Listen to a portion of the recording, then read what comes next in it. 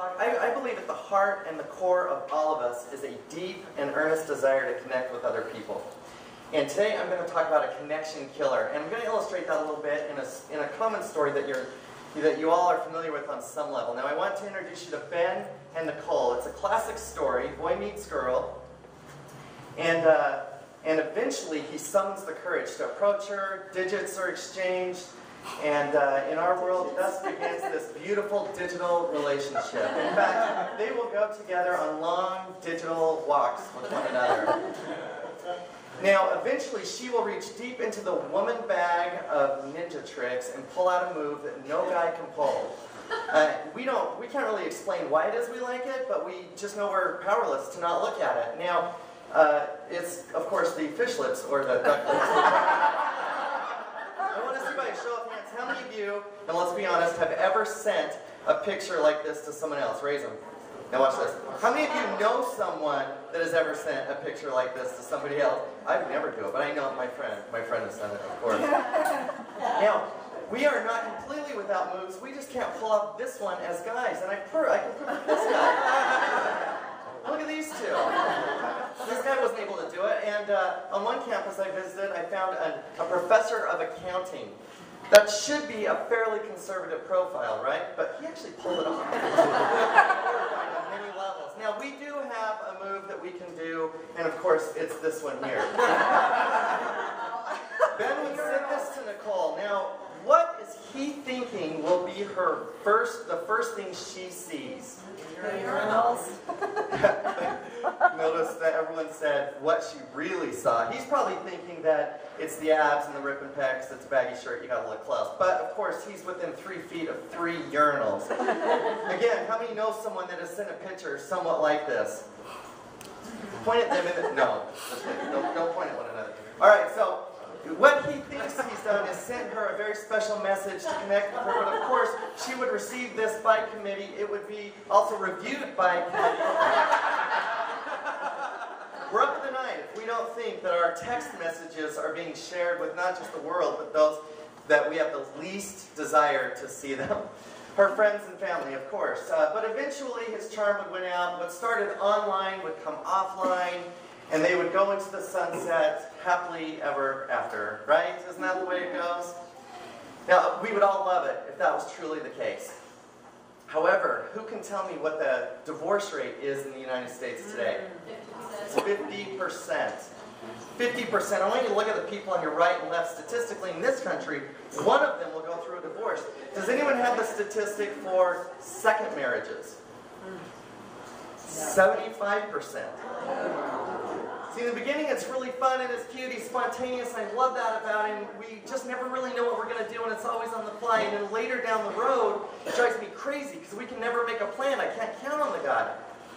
And he says, in the beginning, it's so fun because she takes so much care to look just right, and it's really important that everything's done just perfectly. But later down the road, we're always late, because we have to sit in the car while the makeup goes on.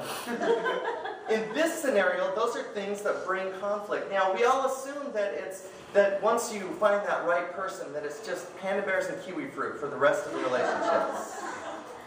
And that assumption is extremely dangerous. See, I believe that assumption is a connection killer. And I can prove it. I want you to imagine, and maybe you don't need to imagine, I just want you to envision someone for whom you have romantic interest. And you send them a little note during the course of the day in a text message that says, I'm thinking of you. And the first hour goes by with no response. What's going through your mind? Someone share. What'd you say? She's not thinking of me. She's not thinking of me. I'm thinking of her. She's not thinking of me. It's been an hour, right? What else? What happens after hour 2? Where is he or who is he with? Cheating. If they have not gotten back with me, there was someone else, right? Hour 3. What happens after hour 3? Dead what are we or trapped thinking? Or something heavy. Say it again, what? Dead or trapped or something heavy. They're probably dead. Because if they weren't dead, they'd get back with me, right? Who would not get back with this? You know, so guys so often will refer to themselves as this.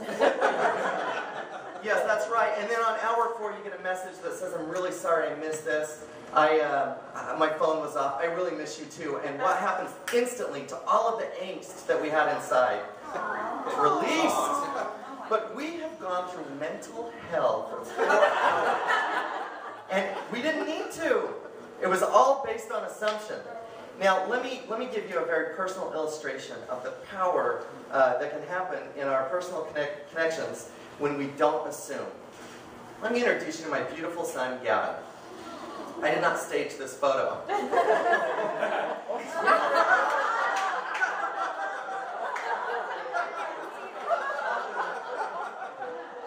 You have to write an essay that I'm sure would be 75% accurate about the kind of kid Gavin is. This kid has the world by the tail and he's shaking it for all it's worth. We were at the Olive Garden, it was hot, we were in line, he didn't like it. Gavin is such an individual that I found a doll that looks like him and he hated it. How dare someone reproduce this likeness, right? In our home, when it's quiet, we know there's a relatively decent chance he's doing one of 2 things. He's got a Sharpie marker, and he's altering something in the house, or all of it. Or he's sitting under my desk and eating something that he knows we wouldn't approve of him eating. Usually belonging to one of his brothers and sisters. One day, it was just Gavin and I at home. We call him Bam Bam, and he came up to me and he said, "Dad, I pooped on the floor in my bedroom."